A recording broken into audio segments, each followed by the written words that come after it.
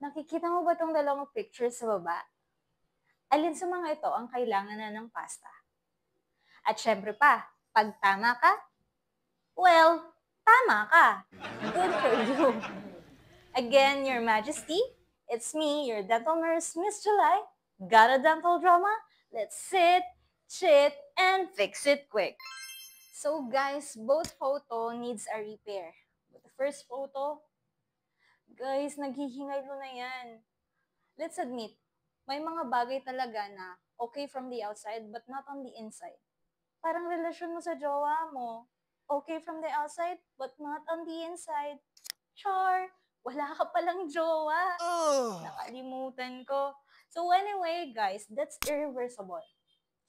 So hanggat maaari, please, huwag kain ng acidic foods and drinks.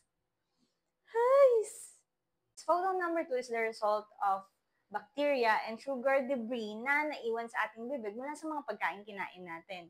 Hindi ka kasi nagtututbrush! But anyways, baka isipin nyo, they are both DKs. No, no, no. Marahil parehas sila because of what we consumed and sa end result nito, pero magkaiba sila ng flow ng pagkasira.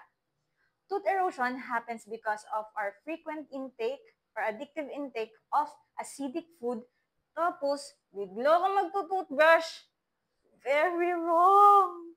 And anyways, tooth decay happens because of bad or poor oral hygiene. Please, mag-toothbrush ka.